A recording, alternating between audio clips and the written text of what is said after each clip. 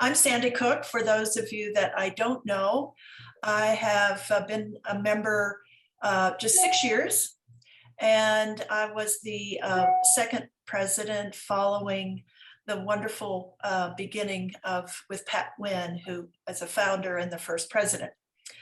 Tonight is, I think, one of the most interesting parts of our work, and that's where we start our grants process. I think most of those of you who have been members know it's a really key part, our opportunity to really have influence over the arenas that we're going to fund over the next many months, ending in June. I think the date's already set for the gathering, and let's hope it's in person. I'm sure if it is, it'll be an extraordinary celebration to announce the awards at that point. The purpose, our primary focus is to prepare for that vote. And there'll be details about how the vote will work. It is a little different this year. We will continue to have 6 focus areas as we have in the past. And for those of you that have been a member for a while, and I think there's quite a few of us on the call, typically we each vote for 3 of the 6. And this year we're going to vote for 1 of the 6. But 3 will be in the finals and be distributed through the RFP, of which the RFP will go, I believe, next week. So we're right down to the wire. So a lot of people have asked, why just 1? It's too hard. Well, that's part of the point, frankly, is to make us think a little bit more about what are the things that we're particularly passionate about, where we see particular needs and priorities. There are needs everywhere, there's no question about it, but just helping us focus a bit more and think through that final vote. So you'll hear more about that as we go through the process. Deborah Thomas will be on in just a few minutes to talk about the details of the process and introduce our special panel that will be sharing information about three of our focus areas. But we've had a lot of questions about where we are as an organization with diversity, equity, and inclusion. So I'd like to just do a few highlights about where we are. It is a journey. And when we started it, if you have interest in reading the strategic plan, you'll note that the plan is mapped out over 2 years. It's not something that you just say, oh, we're going to do it, and everybody just does whatever makes sense. But I'll highlight where we are and what we've been through. In July of 2020, we did make a significant commitment to proceed. And if you haven't read it, on the homepage of our website, there is our statement of support for making a difference to enhance equity in our communities. Much of 21 of this past year has been a learning journey, and there's several people on this call that have been very close to that journey. We've started with the board, as all organizations must do, is to really help all of us in leadership really wrestle with the issues around DEI, how we proceed, coming to grips with the kinds of priorities we will need to establish, and the extent to which change is needed, not only in each of us, but collectively. So that's been a big part of it, reading, sharing, working in small groups of members, and as you might expect with a group of women like this, lots of research. So we've had 2 teams working on looking at how philanthropy is changing in our community. There's no question about it. As one of the members of our team wrote, she said, you know, philanthropy writ large is in the midst of transforming its grant making to address inequities in our community. And I know many of you are involved with other foundations in the community. And as best I can tell, they have just completely turned themselves upside down. And we'll hear from 3 representatives of fabulous foundations to talk about what that looks like in their particular worlds. We are going to move to the next phase of our work, which is more learning, further exploration of enhancing equity. And if you want to join us on the really tough work here, participate in our learning groups, please let us know. Put something in the chat or just send an email to info@impact. We have lots of work going on and would love to have you participate. We will be posting updates on the work, and we've also planned to have some conversations with members, focus groups in the new year. So I think our work will really come to light as we head into 2022. So don't hesitate to ask questions. I'd now like to introduce Deborah Thomas. I guess she'll pop up here in a minute. Deborah, I just want to thank you for saying yes to leadership. And she will introduce, Deborah is our chair for grants. It is a heavy lift, a big lift, but I think many of you on this call I know have been on the grants committee multiple times, and it is an extraordinary experience. So Deborah will get things started along with Sarah Swanson, her vice chair. Thank you again for being here.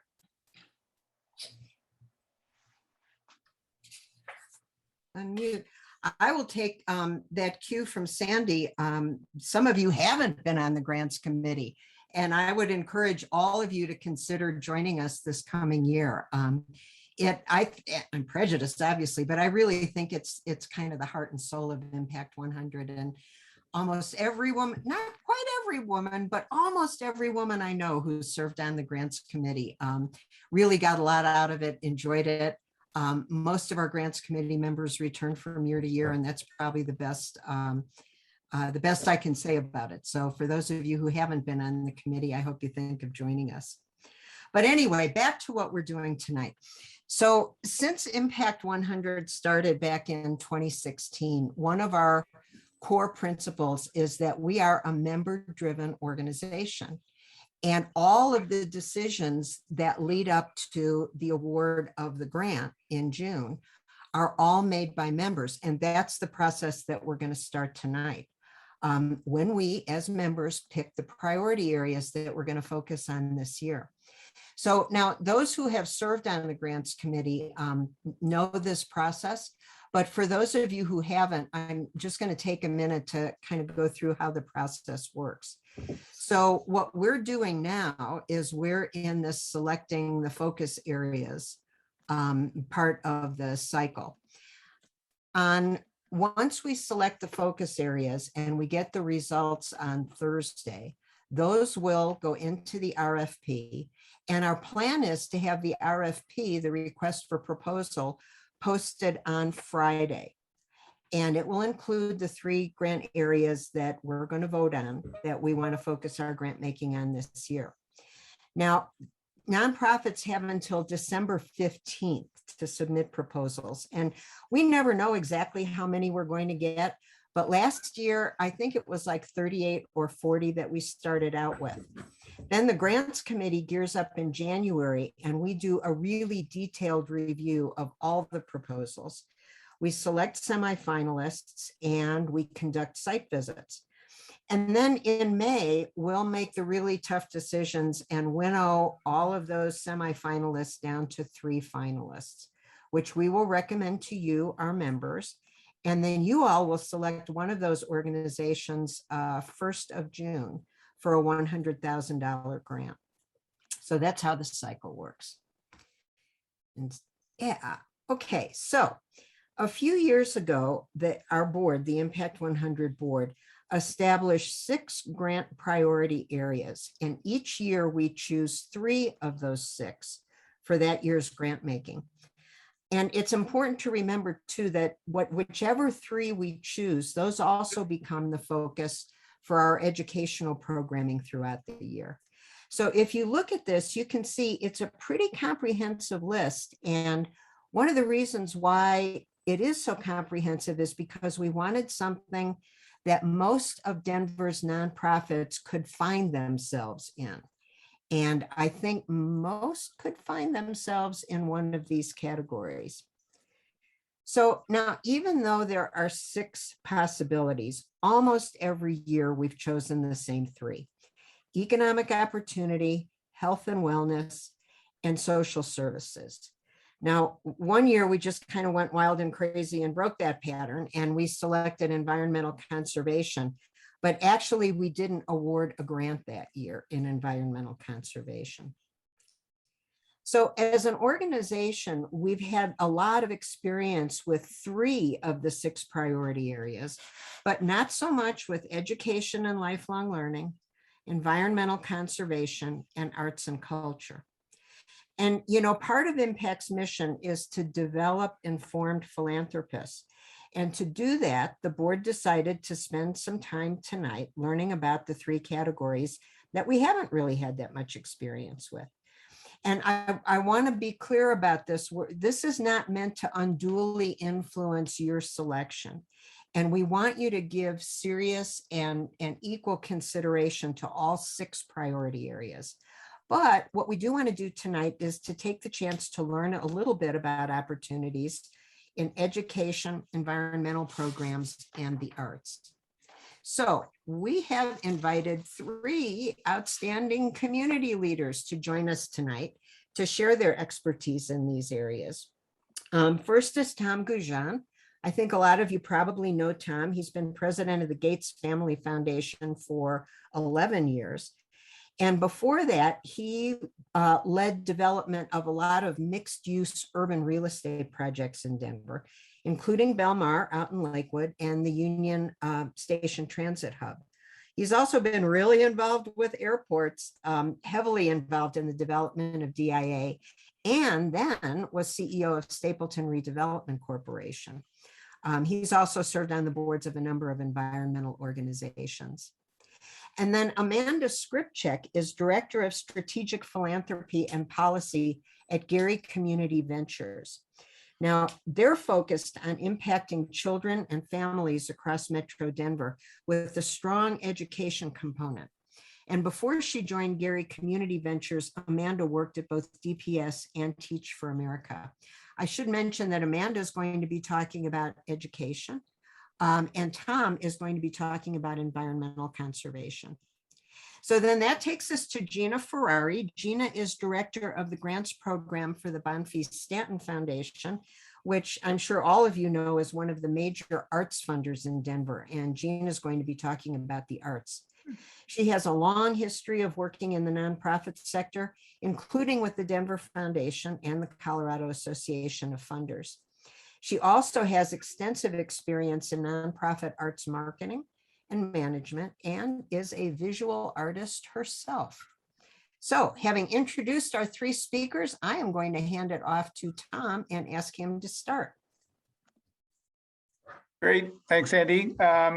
Okay, short amount of time, a lot to cover. When I thought about your focus here, you know, it's a little bit tough when you think about the metro area and the scale of grant making you want to do and looking for transformational work. It's a little bit challenging, but I think I concluded that the best place to look is really the intersection of 4 issues.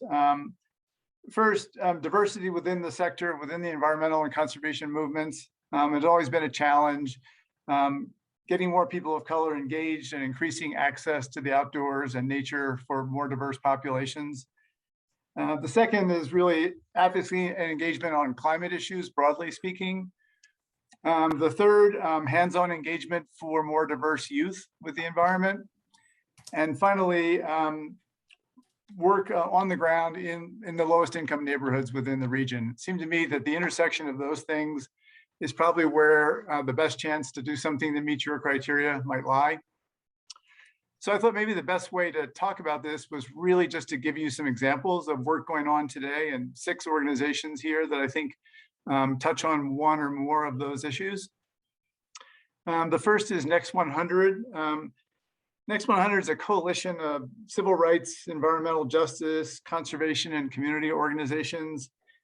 They're really kind of at the vanguard of changing the face of who's engaged in the environment and conservation. It's a very diverse group, and their focus is really on a just and inclusive parks and public space system. There's a Denver component of Next 100, and they're called Next 100 because the effort was launched in 2016, which was the 100th anniversary of the National Park System. So a great, interesting group. Second is Groundwork Denver. Groundwork's been around in Denver for almost 20 years. Really good at engaging diverse communities and hands-on environmental projects throughout the region. Probably no small nonprofit that I know of that does a better job of getting people of color and young people engaged. They've literally mobilized thousands of volunteers every year on all kinds of work. They have green teams that are made up of young youth environmentalists, and they have blue teams that work on water quality issues in the region.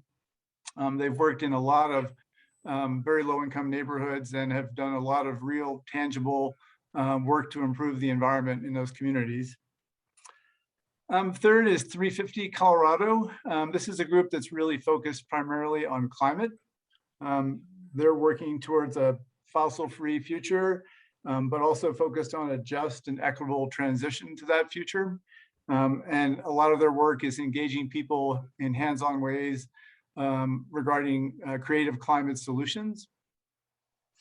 The fourth is Mile High Youth Corps.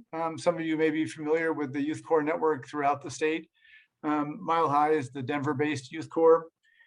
They engage young people ages 17 to 24, about 200 each year in their annual cohort. They do work both in neighborhoods focused on energy and water conservation, but also on public lands and conservation projects. They also, you might have heard recently the announcement about a Colorado Climate Corps, which is really kind of a modern version of the old 1930s Civilian Conservation Corps, focused on engaging, again, that same group, 17 to 24-year-olds out doing climate relevant work. The first cohort of that program is going to be launched shortly, and Mile High Youth Corps is going to be providing 54 of the first 240 young people that get engaged in that work. Fifth is Trust for Public Land. Trust for Public Land is a national organization, but it has a Denver and Colorado presence. And so I think if you look specifically at the work they do here in Denver, a lot of their work is really focused on equitable access to nature, and particularly close to home and urban environments. So a lot of their work is focused on nature you can access in a 10-minute walk from home. They've done an extensive amount of work in the Westwood community in Denver, including a project called Via Verde, which is basically a connected network of parks and green streets and bikeways and enhanced alleys, and also has a climate component, which is called Cool Connected Westwood. So some really interesting and really impactful work in that part of the city. And then lastly, the Park People have been around for a long time, since 1969. Really started as the Friends organization for the Denver Parks and Recreation System. You may know them from Denver Digs Trees. They've, since 1991, helped distribute 60,000 free street trees. But more recently, they've been focused on community-based forestry work and really engaging, again, in low-income communities. There's a real disparity in terms of the tree canopy in a place like Globeville or Elyria compared to other parts of the city. And so they've been working on community-based forestry programs with youth and others to change those circumstances. So I throw all those out, not because any one maybe is the right choice, but to show you that there are people working at this intersection of getting more diverse people engaged, getting youth engaged, working directly in low-income communities, and impacting the environment in a tangible way in the metro area. And with that, I think I'm on time, and I will toss it to Amanda from Gary Community Ventures. Thank you so much, Tom. So I'm just really excited to spend some time with you today, actually talking about the Colorado paradox. So as many of you may know, Colorado has a lot of really educated folks that live here, and actually we're the second most educated in the state. But that is really because we actually import most of our college talent or labor from other states. I'm a transplant myself. I moved here 11 years ago. And I certainly know many other folks who have similar stories. The growth of the Front Range is evident of that, as is the traffic on I-25 and I-70. Like, the population's increasing. A lot of folks that are coming from out of state are highly educated. At the same time, Colorado has the 5th lowest high school graduation rate in the nation. So kids who go to school year here actually, we're the 5th lowest in terms of getting folks graduating on time. You can hit the next slide, Sarah. So a little bit more about this paradox. The majority of jobs here do require a high school diploma or higher. We see the trend will only continue. By the end of 2020, it was estimated that about 74% of Colorado jobs required an education that was above some sort of a high school credential. Next slide. And so breaking it down even further, a third of jobs are going to require a bachelor's degree, 12% are going to require a master's, and this pacing is only going to increase roughly 2% each year. So we know that we are going to continue to have a situation where the majority of the Colorado workforce, in this case from the end of 2020, that was roughly 3 million people, it will require education that's beyond high school. Of course, when we say that, that means that we need someone to graduate high school first. You can hit the next slide. This is just actually a breakdown of college or of high school graduation rates. So you can see that this means that 25.6% of Black students aren't graduating, 26% of Latinx or Hispanic students as well, and then just over 26% for Native Hawaiian or Pacific Islander students. You can see the percentages, that the last column around the proportion of total graduates. But I think what's important here is certainly to disproportionality. But again, if we know that the majority of the jobs that are going to be out there for folks require people to graduate high school, we need to make sure that they're on a path to do that. And you can actually hit the next slide. Just to take a step back, we always talk about COVID so much, but what it's really meant for education is when kids went back to school this August, this was the 3rd year that they were impacted by COVID in some way. And so the really interesting thing about that is that means that a 2nd or 3rd grader, or in this case, a high school junior, may not actually have had an experience that wasn't impacted by COVID somehow. Some of these news articles, I just pulled a couple of headlines that you can see. First, the mental health being a state of emergency. Colorado Children's Hospital earlier this summer actually said that mental health for our students is a crisis and has deemed it a state of emergency for those of us in Colorado. This is particularly important because we know that we typically have higher than average suicide and attempted suicide rates for our K-12 students. We also know that kids have lost a lot of time. And so you can see just a Denver Post article from earlier this year saying 65% of parents say kids are learning less. And then CMAS results that came out about a month ago, which is the state test that students are required to take. Test scores are falling. And so you can hit the last slide, Sarah. There's just a really big opportunity to sort of look at the responsibility we have to provide an education to all of our students that live here and ask ourselves what happens if we don't.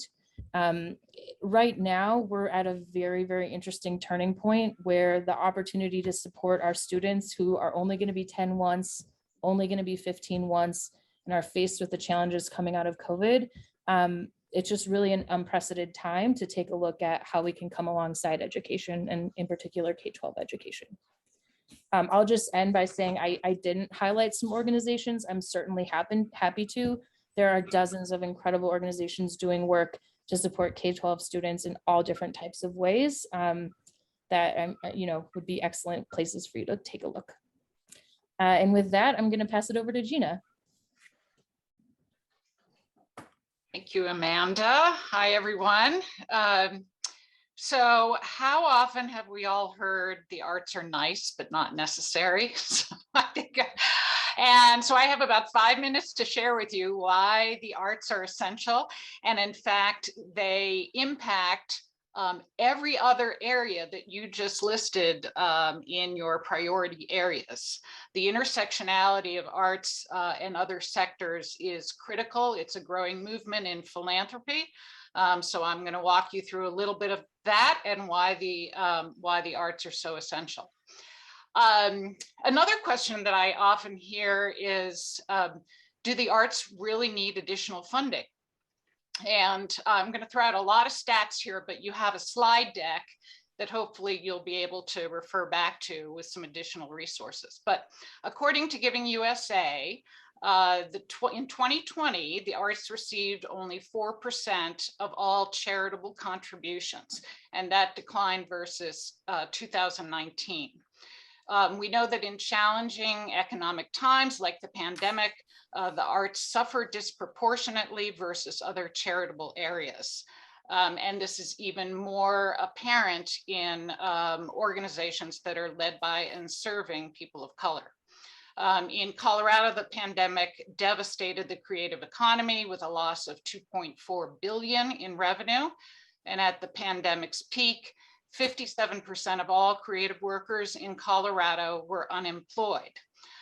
Looking at our foundation's grantees, the majority of them operate with less than 2 months of operating reserves, and that is far less, again, for organizations led by and serving communities of color. So there is really a clear need for additional support of the arts. So I'm going to skip, if we could, on to the third slide, please. There's information about the foundation, but you can refer back to that. So why are the arts important? They not only enhance our quality of life and personal growth, but they create vibrant neighborhoods. They help us overcome societal challenges. They give voice to cultural identities, improve academic performance, strengthen the economy, and improve health outcomes. So I'd like to look at a couple of key areas where there is evidence-based research about the impact of the arts. First, looking at academic performance and graduation rates. We know that students with an education rich in the arts have higher GPAs and standardized test scores. They also have lower dropout rates. And the benefits gained by students, this is regardless of their socioeconomic status and other key demographics. Some examples, local examples of organizations that are doing great work in this area: Youth on Record, El Sistema, and Platform. And all three of those organizations serve majority students of color. The second point I wanted to talk about is how the arts strengthen the economy and drive tourism. The US Bureau of Economic Analysis reports that the arts and culture sector is a $704 billion industry and supports 4.1 million jobs. In Colorado, we know through the CBCA Economic Cultural Activity Study, arts and culture have an economic impact of roughly $570 million, and arts and culture provides nearly 12,000 jobs and engage roughly 15 million people. And some examples of organizations that obviously in our community have an impact on our economy and tourism are what we call the SCFD Tier 1 organizations like Denver Art Museum, Botanic Gardens, et cetera. The third point I would like to talk about is how the arts improve physical, mental well-being and healthcare outcomes. So nearly 1/2 of the nation's healthcare institutions provide arts programming for patients, families, and even staff. And these programs are linked to healing benefits, including shorter hospital stays, better pain management, and less medication. And locally, we have the Ponzio Creative Arts Therapy Program with the Children's Hospital Colorado, and also Art from Ashes, two really great examples of work in that area. And then finally, I just want to talk about the arts and social impact, because this is a huge area. But the arts build bridges and strengthen communities. We know through the University of Pennsylvania their research has demonstrated that a high concentration of the arts in a city leads to higher civic engagement and lower crime and poverty rates. Arts programming is used to address a wide variety of critical social issues, including school bullying, suicide prevention, recidivism, economic opportunity for traditionally marginalized communities, mental health, addiction, etc. This is just to name a few. And some excellent examples locally: Access Gallery, Modus Theater, VFW Post One, Veterans Arts Council does some great work with veterans reintegration. And then the next few slides are really for you to look at on your own. They're interactive tools with Americans for the Arts and also Art Place America. So you can look at particular issues and research behind the impact of arts associated with those issues. I'm always happy to talk about the arts and other examples, and thank you for your time tonight. Gina, thank you. And thanks to all of our speakers. Oh, I had to check to see if I was muted. I'm not. Anyway, a couple of points. Those were just 3 great presentations, and especially considering that each of our speakers only had 5 minutes, I think they managed to include a whole lot of information in there. Amanda, I would like to come back to you in a second, because both Gina and Tom mentioned some specific organizations in Denver that we might want to be aware of. And I'd like to give you the opportunity to do the same with education, but take a moment and think about that, because a point that I wanted to make based on Gina's presentation, one of the groups that she mentioned is Youth on Record. And we actually got a proposal from Youth on Record last year. And the reason I wanted to point that out is that the grants priority areas that we choose, there's a lot of overlap. So, you know, that's an example of an arts organization that applied in, I forget which of the 3 areas it was. I think it might have been economic opportunity and self-sufficiency, but there's a lot of overlap with these organizations and with the programs that they propose. So that was one point I wanted to make. The second is that Rebecca asked if each of the speakers would be willing to share with us the lists of their lists of organizations that are doing good work in these areas. Should we choose any of these 3 for our priority areas, we can then reach out to those organizations and encourage them to apply. So, okay, I've talked a little bit, and now I want to go back to Amanda and see what organization she might want to flag for us. Oh, and Amanda, you're muted. Yeah, so I'm trying to put together a little document for you all here. Let me share it. I've tried to link a handful of organizations. So Colorado Youth Congress, which focuses on mental health and racial justice supports, Colorado Youth for a Change, which supports students in school, especially those who have a number of challenging obstacles. Denver Kids provides supports for students, actually counseling for students and families, K-12, and really focuses on school attendance, grades, and you know, just making sure that they have the social emotional supports to succeed. Minds Matters about helping kids get to any type of college. And then Project Voice is a organizing and training group run by students, reading partners, provides tutoring to students, particularly 3rd graders, addresses 3rd grade reading. And then another organization, Transform Education Now, which actually supports parents to better support their kids. Each one of these organizations listed focuses predominantly on low-income students of color. And there are honestly dozens more. And so I'm happy to pull a longer list for you all a little bit later. Okay. Amanda, thank you very much. And Tom and Gina, thank you very much for sharing your time and your expertise with us. And now I'm going to hand it off to Sarah to get our small group conversations going. Great. Thank you, Deborah. And thank you again to our speakers. I hope we can rely on all of you to share out our RFP when it launches on Friday.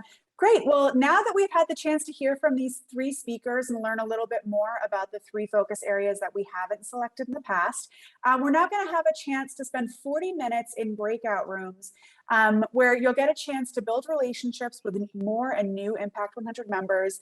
And we'll have really just like a chance to deepen our understanding of all of the focus areas. So we're not going to be focusing just on the three that we discussed, but talk about all of the issue areas, talk about the ones that we're experiencing in our community and what we think is most deserving of our transformational impact.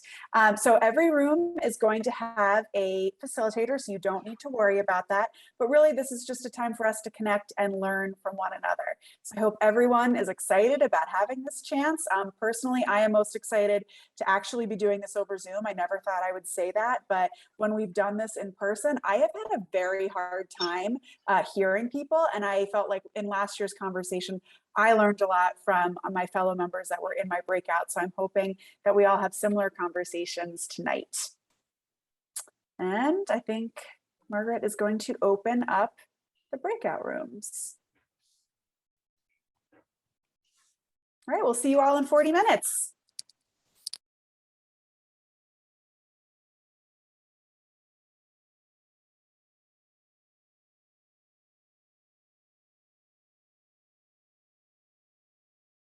So thank you everybody for your participation in this evening's event. And we are so grateful to have a membership of powerful and thoughtful women who want to put their fingerprint on the future of Impact 100 and where we place our grants. I just finished reading a magazine that Kara Hansen and Marcy Welk produced that will be delivered to your inboxes pretty soon. And it was really heartwarming to see what Second Chance Center and some of our other grantees have been able to accomplish because of the areas that you chose last year, and then also how you voted in June of 2021. So thank you for what you make happen right here in our own local community. I do want to bring your attention to a few upcoming events where you could bring a friend or two or five if you want to help spread the word about how great Impact 100 is and the impact that we make in our community. 3 events are coming up in October, November, and December. And for new members, we have a new member orientation on October 16th.